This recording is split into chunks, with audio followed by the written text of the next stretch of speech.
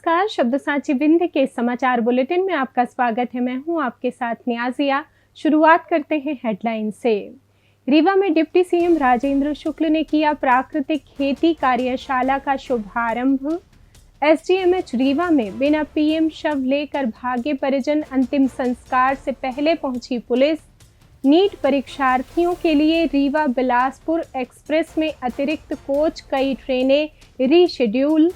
रीवा में 13 केंद्रों पर होगी नीट परीक्षा, सुरक्षा और सुविधाओं के कड़े इंतजाम। रीवा में सड़क हादसे में घायल महिला की मौत, बिना पीएम शव ले जाने पर अड़े परिजन।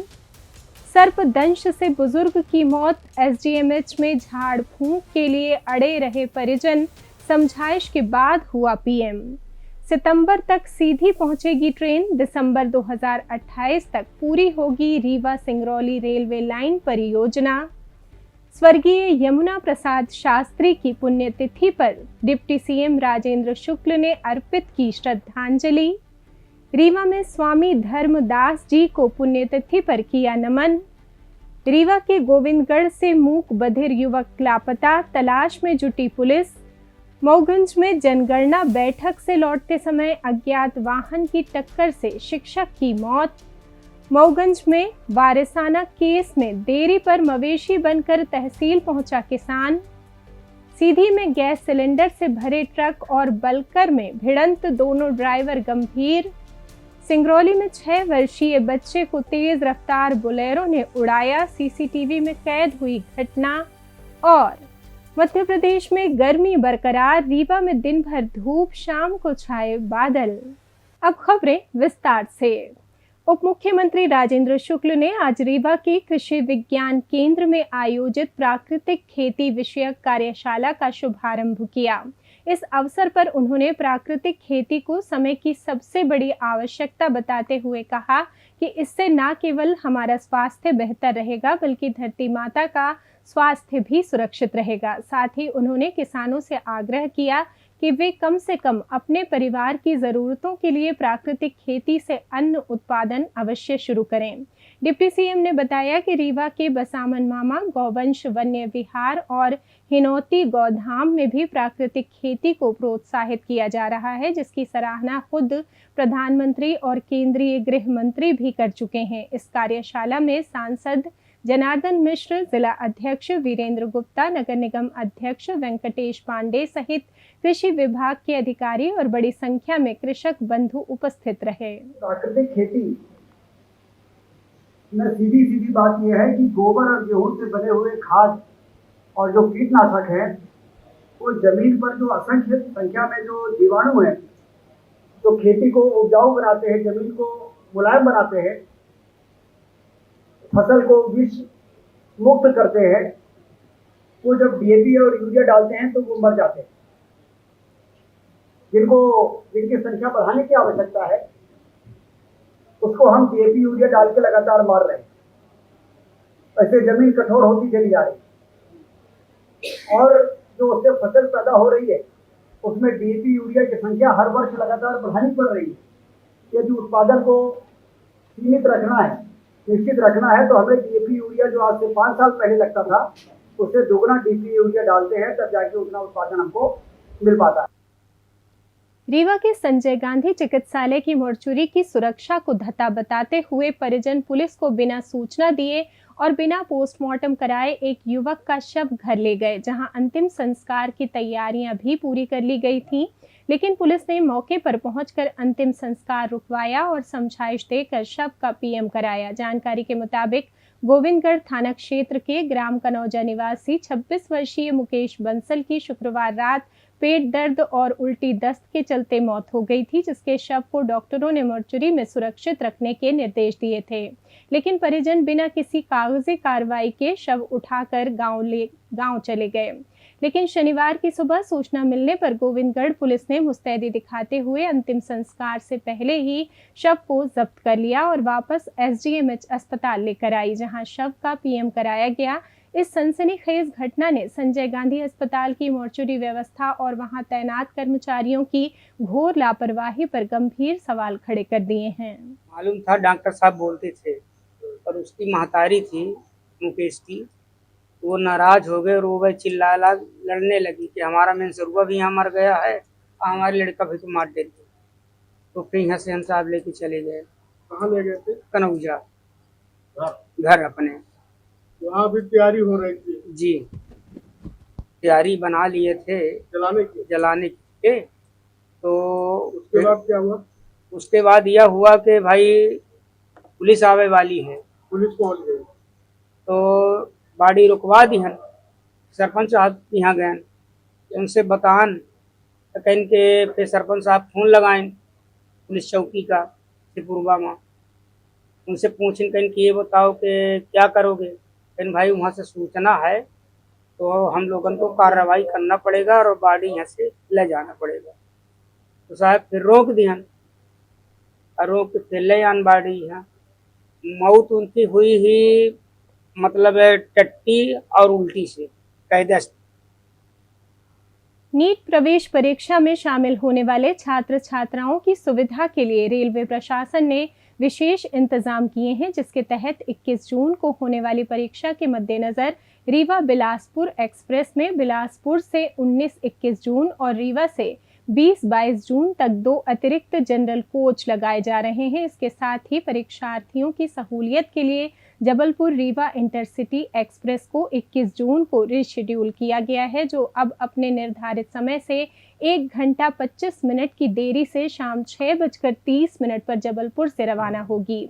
रेलवे CPRO हर्षित श्रीवास्तव के अनुसार भुसावल कटनी एक्सप्रेस का मार्ग भी अस्थायी रूप से सतना तक बढ़ाया गया है, जो 20 जून को भुसावल से चलकर सीधे सतना पहुंचेगी और वापसी में 21 जून को कटनी भुसावल एक्सप्रेस बनकर कटनी की बजाय सतना स्टेशन से शाम 7 बजे प्रस्थान करेगी, जो मध्य रात्रि 12:30 पर कटनी पहुंचकर अपने नियमित मार्ग से भुसावल के लिए आगे बढ़ेगी।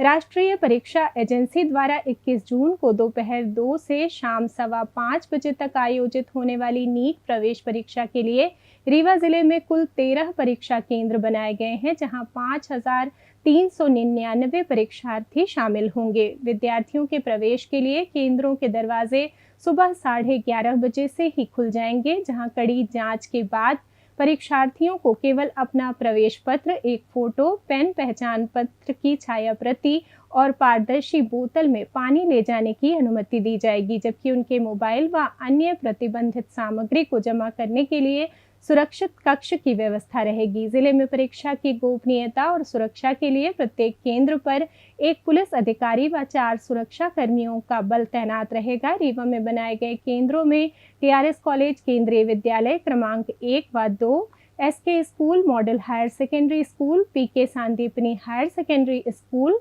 पॉलिटेक्निक कॉलेज, शासकीय कन्या महाविद्यालय, शासकीय विधि महाविद्यालय के साथ साथ मार्तंड उत्कृष्ट विद्यालय क्रमांक 1 व 2 और गवर्नमेंट हायर सेकेंडरी स्कूल क्रमांक 1 व 2 शामिल हैं। इसके अलावा मॉडल साइंस कॉलेज में अभिभावकों के बैठने व वाहनों की पार्किंग की विशेष व्यवस्था की गई है, जहां नगर निगम द्वारा पंडाल, पेयजल, ग्लूकोज और ORS पैकेट उपलब्ध कराए जाएंगे, जबकि विद्युत मंडल को 20 व 21 जून को निर्बाध बिजली आपूर्ति और वैकल्पिक जनरेटर व्यवस्था करने के सख्त निर्देश दिए गए हैं। रीवा जिले के सिरमौर थाना क्षेत्र अंतर्गत ग्राम दुलहरा में 17 जून को बोलेरो की टक्कर से गंभीर रूप से घायल हुई पूजा शुक्ला का संजय गांधी चिकित्सालय में शनिवार को निधन हो गया, जिसके बाद परिजनों ने डॉक्टरों पर लापरवाही का आरोप लगाते हुए पोस्टमार्टम कराने से साफ इनकार कर दिया। बात इतनी बढ़ गई कि परिजनों ने मोर्चरी से जबरन शव बाहर निकालकर वाहन में लोड कर लिया और इस दौरान रोकने की कोशिश करने वाले सुरक्षा गार्डों के साथ उनकी तीखी झड़प भी हो गई। अस्पताल परिसर में तनाव और हड़कंप की स्थिति बनते ही अमहिया थाना पुलिस और अतिरिक्त सुरक्षा बल तुरंत मौके पर पहुंचे, जहां पुलिस अधिकारियों और चिकित्सकों द्वारा काफी देर तक दी गई समझाइश के बाद आखिरकार परिजन शांत हुए और शव का पोस्टमार्टम कराने के लिए राजी हुए। वहीं दूसरी तरफ पुलिस ने हादसे में शामिल बोलेरो वाहन को पहले ही जब्त कर लिया है और मामले की आगे की जांच कर रही है। समझते नहीं है कोई चीज, क्योंकि भाई कोई चीज है तो एमएलसी मेडिकल केसेस है या नॉन मेडिकल है, कोई सस्पेक्टेड केस लग रहा है आपको तो उसे पोस्टमार्टम करवाना चाहिए। समझाते हैं लेकिन परिजन कई बार नहीं समझते हैं। अब लड़ाई झगड़ा कौन करे उनसे, वो लेके भाग जाते हैं। तो ये चीज वापस आ गए फिर कोई दिक्कत नहीं, पोस्टमार्टम हो गया उनका। सतना जिले के रामपुर बघेलान क्षेत्र अंतर्गत ग्राम महिदल में शनिवार सुबह करीब 6 बजे एक दर्दनाक हादसा हुआ, जहां घर में भूसा निकालने गई 60 वर्षीय बुजुर्ग महिला कृष्णा पांडे को एक जहरीले सांप ने काटा था। हादसे के तुरंत बाद गंभीर हालत में उन्हें रीवा के संजय गांधी चिकित्सालय में भर्ती कराया गया, जहां इलाज के दौरान उन्होंने दम तोड़ दिया। महिला की मौत के बाद अस्पताल में उस वक्त अजीब स्थिति पैदा हो गई जब परिजनों ने झाड़ फूंक का हवाला देते हुए शव का पोस्टमार्टम कराने से साफ इनकार कर दिया, लेकिन मौके पर मौजूद पुलिसकर्मियों द्वारा अंधविश्वास के नुकसान और कानूनी प्रक्रिया की उचित समझाइश दिए जाने के बाद आखिरकार परिवार पोस्टमार्टम के लिए राजी हो गया। फिलहाल पुलिस ने मर्ग कायम कर मामले की आगे की जांच शुरू कर दी है। उप मुख्यमंत्री राजेंद्र शुक्ल ने आज कमिश्नर कार्यालय रीवा में आयोजित एक उच्च स्तरीय बैठक में रीवा सिंगरौली रेलवे लाइन निर्माण कार्य की विस्तृत समीक्षा की। बैठक के दौरान उन्होंने अधिकारियों को कड़े निर्देश दिए कि सीधी एवं सिंगरौली में आरओबी तथा 14 रेल सुरंगों के निर्माण कार्यों में आ रही सभी बाधाओं को प्राथमिकता के आधार पर जल्द से जल्द दूर किया जाए। डिप्टी सीएम ने विंध्यवासियों के लिए बड़ी खुशखबरी साझा करते हुए बताया कि आगामी सितंबर तक ट्रेन सेवा सीधी तक पहुंच जाएगी। साथ ही उन्होंने ललितपुर सिंगरौली रेलवे लाइन परियोजना को भी दिसंबर 2028 तक हर हाल में पूर्ण करने के निर्देश दिए। उन्होंने रेखांकित किया कि ये रेलवे लाइन विंध्य क्षेत्र के विकास, औद्योगिक प्रगति और बेहतर संपर्क व्यवस्था की नई आधारशिला सिद्ध होगी। इस महत्वपूर्ण बैठक में रीवा सांसद जनार्दन मिश्र, सीधी सांसद डॉक्टर राजेश मिश्र सहित अन्य जनप्रतिनिधि और वरिष्ठ अधिकारी उपस्थित रहे।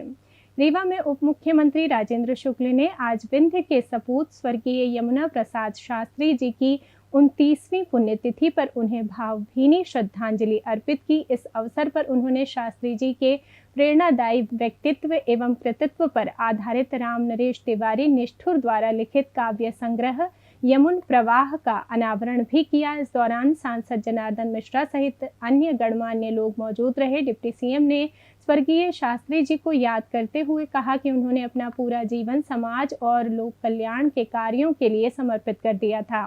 उनके आदर्श, विचार और जनहित के प्रति अटूट समर्पण की भावना सदैव हम सभी को समाज सेवा के मार्ग पर चलने की प्रेरणा देती रहेगी।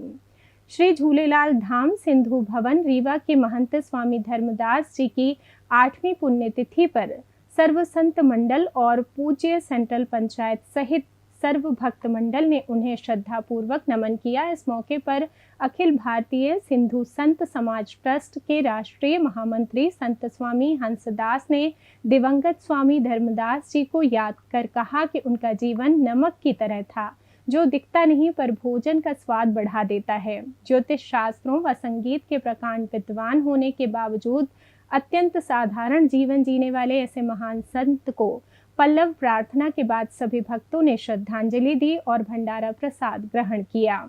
रीवा जिले के गोविंदगढ़ थाना क्षेत्र अंतर्गत ग्राम गहिरा से एक 36 वर्षीय मूक बधिर युवक रहस्यमय ढंग से लापता हो गया। फरियादी बालेंद्र गौतम ने थाने में शिकायत दर्ज कराते हुए बताया कि उनका भतीजा विपिन गौतम जन्म से ही मानसिक रूप से अस्वस्थ है और सुनने व बोलने में पूरी तरह असमर्थ है।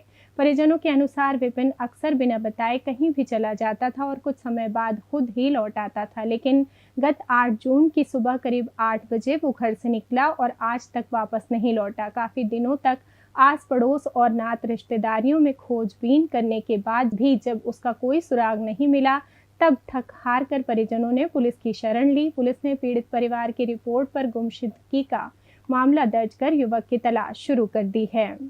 मऊगंज जिले के पटेहरी ओवरब्रिज पर एक अज्ञात वाहन की टक्कर से शासकीय पूर्व माध्यमिक विद्यालय देवरा में पदस्थ प्राथमिक शिक्षक हिचलाल कोल निवासी पिडरिया शाहपुर की दर्दनाक मौत हो गई। परिजनों के अनुसार वे 19 जून को कलेक्ट्रेट कार्यालय में आयोजित जनगणना संबंधी बैठक में शामिल होने आए थे। बैठक समाप्त होने के बाद देर रात जब वे अपने घर लौट रहे थे, तभी मऊगंज थाना क्षेत्र के पटेहरी ओवरब्रिज पर किसी अज्ञात वाहन ने उन्हें जोरदार टक्कर मार दी, जिससे वे गंभीर रूप से घायल हो गए। स्थानीय लोगों की सूचना पर पहुंची पुलिस को शिक्षक की जेब से भारत की जनगणना 2027 का पहचान पत्र मिला, जिससे उनकी शिनाख्त हो सकी। इसके बाद उन्हें एम्बुलेंस से सिविल अस्पताल मऊगंज ले जाया गया, जहां डॉक्टरों ने उन्हें मृत घोषित कर दिया। शनिवार को पोस्टमार्टम के बाद शव परिजनों को सौंप दिया गया है। पुलिस ने अज्ञात वाहन चालक के खिलाफ मामला दर्ज कर उसकी तलाश शुरू कर दी है। मऊगंज जिले की हनुमना तहसील में वारिसाना प्रकरण के निराकरण में हो रही महीनों की देरी से परेशान होकर एक किसान ने विरोध का अनोखा तरीका अपनाया। किसान ने अपने गले में मवेशियों को बांधने वाली रस्सी डाली और लोक सेवा केंद्र पहुंच गया, जहां उसने खुद को मवेशी बताते हुए कहा कि जब सिस्टम उसकी सुनवाई नहीं कर रहा और उसे इंसान नहीं समझ रहा तो इंसान बनकर जीने का क्या फ़ायदा। इस घटना का वीडियो शनिवार को सोशल मीडिया पर तेज़ी से वायरल हो गया, जिसके बाद प्रशासनिक अमले में हड़कंप मच गया। मामले की गंभीरता को देखते हुए एसडीएम और तहसील प्रशासन की टीम तुरंत मौके पर पहुंची और किसान को जल्द से जल्द वैधानिक निराकरण का आश्वासन दिया।